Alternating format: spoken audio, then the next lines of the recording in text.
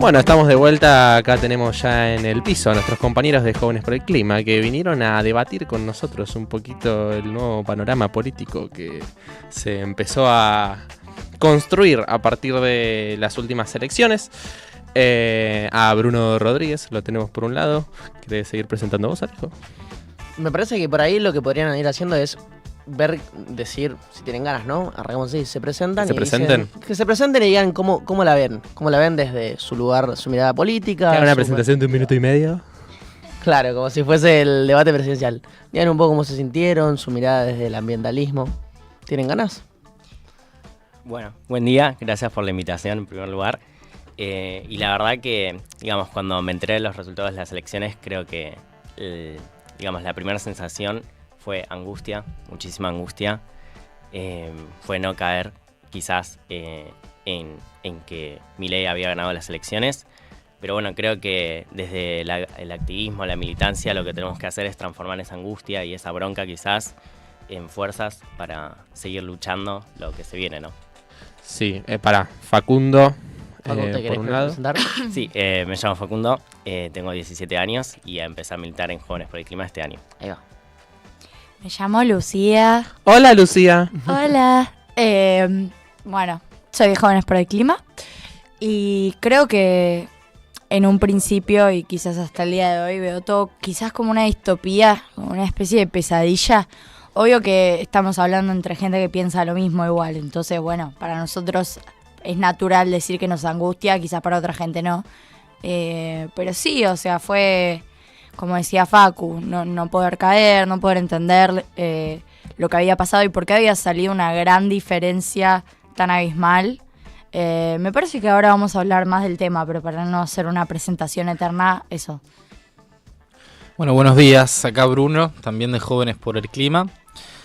Yo quiero ir directamente a el efecto posterior a las elecciones, que es el análisis que se debe hacer frente a los desafíos que le depara a la Argentina, la instauración de un modelo con muchísimas características que ya vimos en épocas pasadas y que hoy se están rebobinando en un proyecto político, un proyecto económico, que principalmente me parece que el componente protagonista a destacar en términos negativos para los destinos de este país es el remate de nuestro capitalismo nacional. Yo creo que se viene un proyecto de profunda depredación contra el capitalismo argentino.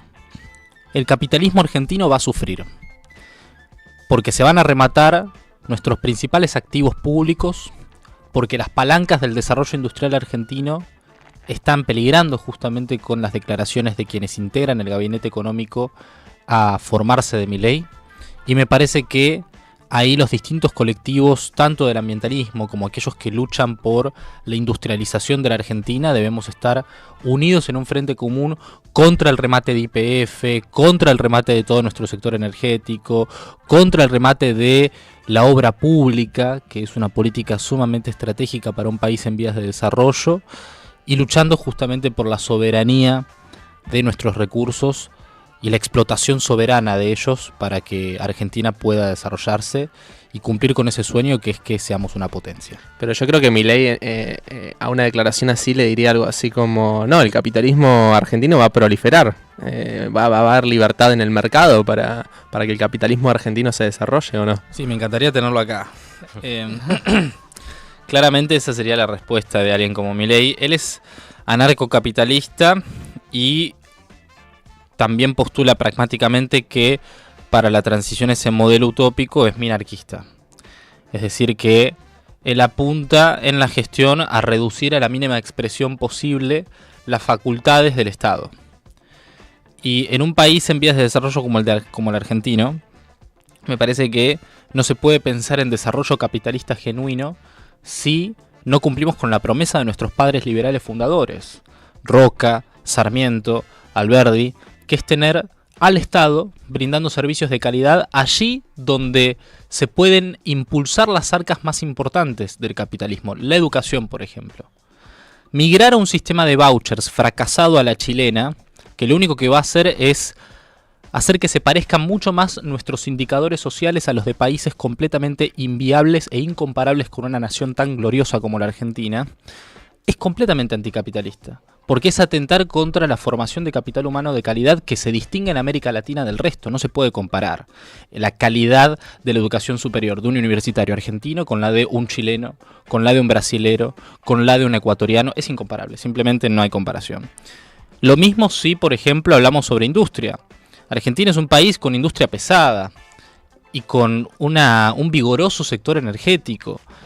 Rematar YPF, por ejemplo, que es una de las empresas que muestran un superávit completamente innegable, realmente en un contexto en el que estamos migrando también a un escenario de autoabastecimiento energético y fijación de un perfil exportador de fuentes energéticas estratégicas como el gas, que es el combustible de transición hoy en día, de ninguna manera puede representar una buena política capitalista. Bueno, y ahí preguntarles un poco, Facu, Lu, ¿qué piensan también, Bruno, también a que contemos qué pensamos acerca de cuál va a ser la agenda del ambientalismo en ese sentido? ¿Creemos que va a ir 100% por el lado de la defensa de, por ejemplo, YPF, como bien nombradas recién, o va a expandirse un poco más? ¿Vamos a seguir discutiendo, ley de humedales? ¿Vamos a seguir discutiendo ley de envases con inclusión social? ¿O vamos a tener que migrar directamente a otro lado porque lo que está pasando en el país y la situación política en general no nos va a permitir tener ese tipo de discusiones en la agenda? ¿Qué piensan? Sé que es algo obviamente muy prematuro porque hace una semana que tenemos este nuevo panorama o esta nueva posibilidad, pero ¿qué piensan que va a suceder? También teniendo ahí como cercana las experiencias de Brasil cuando asume Bolsonaro con la agenda ambiental, que era una agenda muy fuerte previa a que llegue la ultraderecha al gobierno. Sí, justo cuando hablamos de ley de envases y ley de humedales, sabemos que ley de humedales está vinculada a nuestros recursos naturales, igual que sea YPF o, bueno, la defensa soberana de nuestros recursos naturales. Entonces ahí tenés una ley que tiene que ver con el cuidado de nuestra flora, nuestra fauna, nuestros ecosistemas más preciados. Por otro lado tenés la ley de envases que tiene que ver con, como vos decías, la inclusión social y el laburo con gente que tiene derechos vulnerados y se está insertando en un sistema distinto al que se venía prestando quizás en los últimos tiempos, y fueron construyendo un movimiento enorme y hasta referente en Latinoamérica. Esas dos leyes, por ejemplo, solo por tirarlas, sí, para mí se tienen que seguir laburando. Pero no solo esas, sino todas las reivindicaciones del ambientalismo que se venían laburando hasta ahora no se van a caer de la nada porque ahora tenemos que salir a poner un parche o salvar las papas. Se van a complementar. Yo creo, lo que más me impactó de que gane Milei entre diversos temas, como ambientalista y como argentina, es la cuestión de la soberanía de nuestros recursos. La cuestión de rematar al país, rifar el país y decir, bueno, de la nada me cago en todo. Perdonen, yo hablo un poquito más... Exprésese como que... Siempre puteo demasiado en Nacional Rock, tengo que parar. Pero bueno, sí, o sea, tiene que ver también con defender lo que es nuestro, defender el desarrollo y la maximización de nuestros recursos naturales, del potencial en ciencia y técnica de personas que laburen investigando y que laburan con nosotros, y nos codeamos de científicos y científicas de calidad. Yo creo que sí, que es una cuestión de la defensa y salir a cubrir cuando haya que cubrir, pero también seguir militando las luchas históricas del ambientalismo o las de los últimos tiempos en Argentina. Facu, Bruno. Bien, yo creo que el eje, digamos, de nuestra militancia va a tener que pasar un poco por la defensa de lo que ya tenemos, de, por ejemplo, la ley de glaciares o la ley de bosques. Digamos que como argentinos tenemos la suerte de tener un piso bastante grande de legislación en cuanto al ambiental, que claramente tiene que expandirse mucho más, pero quizás, digamos, el activismo va a tener que pasar por eso, por defender los consensos que ya hemos conseguido, y además buscar generar en la población conciencia en cuanto a por qué estas legislaciones, incluir la perspectiva ambiental en lo que tiene que ver con el desarrollo del país, es importante. Para mí ese va a ser el eje central. Concuerdo mucho con Facundo en el sentido de que la retaguardia es el nombre del futuro próximo. Es la agenda que titula el corto-mediano plazo, particularmente para nuestro sector, para el ambientalismo. Porque se van a poner en tela de juicio consensos básicos. Tenemos, por ejemplo, el caso de Villarroel atentando de manera directa contra la existencia de los parques nacionales, diciendo que son un curro de militantes. Y me parece que vamos a tener que estar a pie de cañón. Pero fundamentalmente también creo que es importante unificar estas agendas de la retaguardia por preservar ese piso de legislación que asegura que Argentina, en ese sentido, no tenga, digamos, un andamiaje legal en materia ambiental que esté atrasado justamente a las necesidades del país, sino que también me parece que tenemos que unificar esa agenda con la defensa del desarrollo nacional, porque acá lo más importante es que se va a poner en el ojo de la tormenta las posibilidades de que Argentina se desarrolle en un contexto de viento de cola. Vamos a tener un reacomodamiento de los precios internacionales de aquellos sectores productivos que son más rentables en nuestra balanza comercial. Vamos a tener un viento de cola también en términos de reducción del déficit, que es algo en lo que el conjunto de la dirigencia política acuerda que es positivo para el país, reducir y estabilizar el frente fiscal. Pero, lamentablemente, con el modelo que representa Milei, eso no se va a traducir en desarrollo industrial genuino, en crecimiento del empleo registrado, sino que en definitiva, con la reducción y el achicamiento del tamaño del Estado y de las inversiones productivas estratégicas para el desarrollo nacional, vamos a estar transitando un camino de subdesarrollo a cual país bananero. Ok, y ahí un poco me surge la duda de pensar también en la institución que hoy tenemos y que dentro de 15 días no vamos a tener más, que es el Ministerio de Ambiente y Desarrollo. En ese sentido, ¿cómo ven que, si ven primero, si puede haber como alguna punta ahí más positiva en torno a quién esté en la Secretaría o trabajando con los equipos de energía, que sabemos que sí van a estar de Javier Milei? Si hay como una punta ahí que nos da un poco de esperanza de no pensar en un negacionista, eso por un lado, y por el otro es, ¿qué impactos tiene que no tengamos más un Ministerio de Ambiente? Y también preguntarles, ¿hoy tiene impactos positivos tener un Ministerio de Ambiente? ¿Cómo ven eso? Yo ahí salto. Creo que si hacemos un balance de lo que representó la gestión de ambiente, a mí personalmente lo único que se me ocurre destacar positivamente es la actuación al frente de la Secretaría de Cambio Climático por parte de Cecilia Nicolini.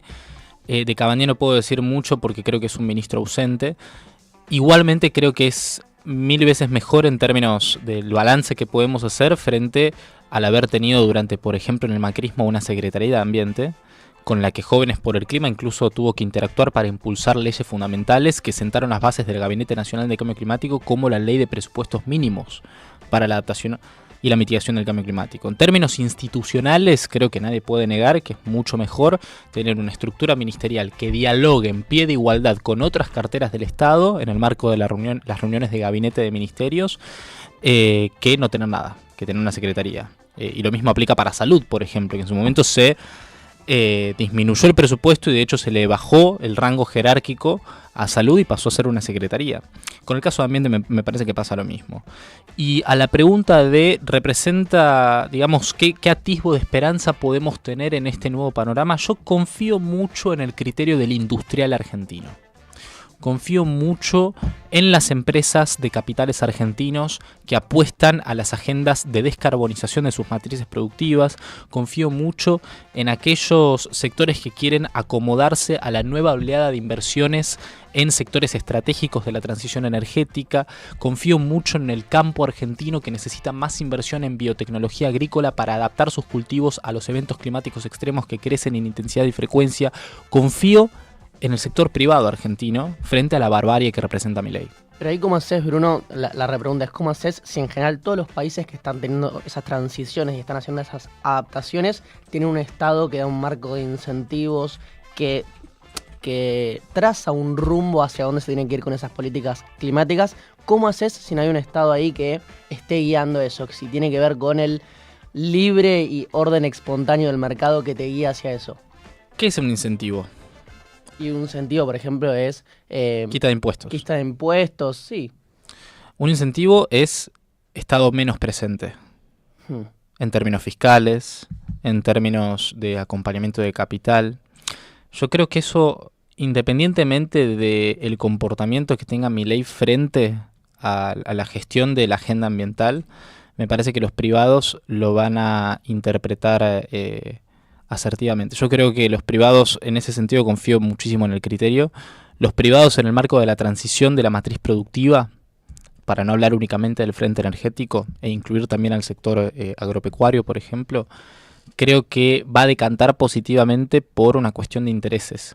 Hoy tenemos un contexto en el que, por ejemplo, a partir de la publicación del mecanismo de ajuste en frontera de la Unión Europea, se imponen medidas arancelarias que complican la competitividad de los productos en donde se puede hacer una trazabilidad de carbono en el proceso productivo de esos productos exportables. Los privados quieren ganar guita e ingresar a esos mercados. Se van a tener que adaptar por las buenas o por las malas. Lu, Facu. Retomamos un poco la pregunta, o sea, el Ministerio de Ambiente. Me parece que es súper importante para mí. A veces me debato un poco entre el Estado más presente o menos presente, depende del área del que hablemos. Yo considero que haya ministerios es importantísimo. Ministerio de la Mujer, Ministerio de Ambiente, gente que esté ocupada de debatir cuestiones que no están saldadas. Porque si yo digo, bueno, ambiente o feminismo, no está saldado completamente el asunto y no es que el Estado se puede retirar de la nada y bueno, y ya está, nos vamos a regir bien, nos vamos a manejar bien. Para mí tiene que haber un Estado garante de derechos. Y si no hay un Estado que regule, que sancione leyes, que preserve nuestros recursos naturales, o una ley de adaptación y mitigación del cambio climático, etcétera, no me parece que nos podamos manejar óptimamente, si se quiere. Entonces sí, me parece imprescindible que haya un Ministerio de Ambiente. Y me parece imprescindible el trabajo que se hizo hasta ahora también. O sea, un Ministerio de Ambiente dentro de todo presente y que estuvo trabajando a la par de muchos movimientos sociales y ambientales. Entonces me parece que sí, que es crucial un Ministerio de Ambiente. Ese último es más discutible, Sí. vamos a decir. Sí. Sí, la verdad que concuerdo con lo que me dijeron mis compañeros hasta ahora. Creo que es importantísimo tener un ministerio justamente por lo que tiene que ver, por ejemplo, con el financiamiento. No es lo mismo el presupuesto que puede tener una secretaría o una agencia a lo que puede llegar a tener un ministerio. No es lo mismo, digamos, la importancia que tiene a la hora de las discusiones y el acceso que tiene a las discusiones, por ejemplo, con otros ministerios. Es decir, el peso simbólico que se le otorga a un organismo, como en este caso un ministerio, a la hora de analizar la situación en la que nos encontramos, de crisis climática y ecológica, por supuesto que es imprescindible, ¿no? Además, digamos, cuando pensamos en, por ejemplo, los incendios de humedales que tuvimos en el Delta, hasta hace muy recientemente, no es lo mismo tener una agencia con menor presupuesto que un ministerio que tenga un presupuesto correspondiente que pueda controlar, bueno, cuáles son los focos, dónde se están sucediendo, quiénes son los culpables, quiénes son los responsables. Entonces, claramente, un ministerio es muy importante para poder consolidar una política ambiental como política de Estado. Ahora es medio complicado pensar también en la posibilidad de que el ambientalismo estos años no esté muy a la defensiva todo el tiempo, ¿no? Sí. Porque ya los escuchás con sus declaraciones y son un papelón detrás de otro. Entonces como que veo complicado ya no tener Ministerio de Ambiente, ni siquiera creo que termine ahí la discusión, ¿no? Como una cosa de esto que decías vos, Lu, ¿no? De no retroceder en lo que tenemos, y que lo dijiste vos, Facu, también antes, como una cosa de, por lo menos en la legislación que está vigente, no me la derogues. Ni siquiera ponemos a discutir si funciona bien o funciona mal, o si se controla bien lo que se tiene que controlar, sino como de no la derogues, ¿no? No la saques, como que veo muy... por lo menos personalmente me pasa que, no sé, ¿qué ley de humedales? ¿Qué ley de humedales si, no sé, tenés a Villarroel diciendo que son un tongo los parques nacionales? Bueno, de ahí a que los cierren hay una distancia, ¿no? Que los vendan, los privaticen, los... Sí, pero está esta cosa de debatir cosas que ya no da a debatir si la dictadura fue tal, bueno...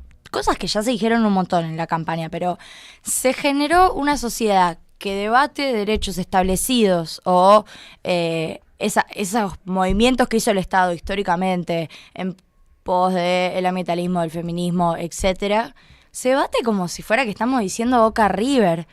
Es una locura, eso para mí también es enervante. Sí, y además hay un peligro que creo que la agenda ambiental entra mucho en ese peligro, que es que usen nuestra agenda como un telón para pasar por atrás, no sé, privatización de empresas públicas, como una cosa de, no, dale, discutamos si hay que cerrar o no los parques nacionales y por atrás te venden YPF, ¿me entendés? Sí. Entonces, como una cosa donde nosotros creo que como organización también tenemos que saber a qué discusiones tiene sentido prendernos y a qué discusiones no. Para mí hay algo clave ahí respecto a los parques nacionales que tiene que ver con que demuestran la falta de información y conocimiento técnico que tienen los equipos que están liderando el espacio de La Libertad Avanza, porque básicamente estamos hablando de un espacio que hace lo que ellos quieren que haga, ingresa dólares al país. Entonces, si ellos no pueden conocer qué es lo que están derogando en este caso, es porque hay una falta de conocimiento técnico, científico, que está realmente muy, muy notorio, y ahí es donde nosotros vamos a justamente imponer nuestra visión y demostrar qué es lo que, incluso lo que ellos quieren. Digo, ellos hablan de dólares, y ahí tenés, digo, es una forma de hacer que crezcan incluso el dinero que cuenta cada provincia. Digo, todo el dinero que ingresa por los parques nacionales, particularmente en la provincia de Misiones, es realmente lo que representa a lo que generan casi toda la provincia en general. Digo, va de la mano con también la producción en yerba y otro tipo de producción que generan, pero es un gran porcentaje, y si ellos no pueden defender algo que va a hacer que la provincia se sustente, es porque realmente hay una falta de información que no están contemplando para tomar medidas. Digo, son totalmente incapaces de tomar estas medidas porque no conocen de lo que están hablando. Y eso es lo que hay que discutir. Hay que discutir con fundamentos y desde la ciencia y desde lo que conocemos como militancia ambiental. Va una pregunta para ver cómo la ven. De cara a que se viene la COP, ¿no? Y de cara a que hay cierto tipo de acuerdos internacionales donde los diferentes países de este mundo adscriben y generan políticas en función de eso. ¿Qué creen que va a pasar de ahora en adelante con Argentina? ¿Y qué creen que va a pasar con los gobiernos que cada vez se ven más a nivel global de ultraderecha? Digo, se dice que Trump va a volver a ganar en Estados Unidos. Digo, ¿qué creen que va a pasar y cómo puede hacer el ambientalismo y las diferentes reivindicaciones del progresismo a nivel mundial para combatir con este tipo de perspectivas, ¿no? Que van como individualizando las políticas de los países y van haciendo que sea más complejo construir un acuerdo climático, feminista, de derechos humanos a nivel mundial. ¿Cómo se puede construir con respecto a eso? Si tuviéramos una derecha nacional, personalmente no estaría tan preocupado por la inserción geopolítica de Argentina, incluso en la agenda de acción climática. A diferencia de las tendencias derechistas a nivel global, una particularidad que demuestra el caso argentino es que las expresiones de derecha locales que tenemos son profundamente cipayas, son profundamente anti-argentinas. Y no lo digo solamente en términos simbólicos, lo digo en el frente práctico, en las políticas públicas que implementan, en la orientación de sus proyectos económicos. Son profundamente cipayos. Y en ese sentido, por ejemplo, vemos cómo proliferan las expresiones nacionalistas en Europa, y muchas de ellas, independientemente de la orientación económica que tengan frente a el Estado y el tamaño del sector público, promueven que sus industrias crezcan, promueven que se incremente la competitividad de sus sectores productivos, promueven que el capital nacional de sus países prevalezca por sobre los intereses foráneos. Lo vemos, por ejemplo, con el caso de Giorgia Meloni, dirigente que Villarruel admira muchísimo pero que no entiende. Giorgia Meloni, que puede ser racista, xenófoba, ultra remil clasista incluso, tiene una defensa férrea de la soberanía de Italia sobre sus recursos naturales e incluso también sobre sus colonias. Pero digo, una perspectiva nacionalista. Podemos criticarle un montón de cosas y estar en la vereda del frente, que me parece que lo estamos. Pero cuando hablamos del componente nacional, ahí me parece que hay una brecha enorme. Y esto relacionado con la COP, por ejemplo, con la agenda climática. Yo creo que hay una pugna civilizatoria entre el globalismo y la preservación nacional. Si nosotros tuviéramos una derecha que esté de este lado de la mecha, de la preservación nacional, tendríamos una agenda climática que por lo menos sea un poco más parecida a la Bolsonaro. Malísima en términos de preservación de nuestros ecosistemas. Con Bolsonaro vimos que la tasa de deforestación aumentó exponencialmente durante sus años en la gestión, pero por ejemplo defendió a capa y espada que la Amazonía sea considerada en el derecho internacional parte de la soberanía que ejerce el Estado brasilero sobre su territorio y no patrimonio de la humanidad, como querían las organizaciones internacionales. Me parece que es muy loco pensar que frente al remate de nuestro patrimonio natural en Argentina podamos tener o un carril de privatización, como por ejemplo lo es el caso del peligro de los parques nacionales, o directamente un frente abierto para que desde afuera hagan lo que quieran, incluso con una carátula verde, con nuestro propio territorio. Entonces ahí me parece que tenemos una pugna civilizatoria fuertísima.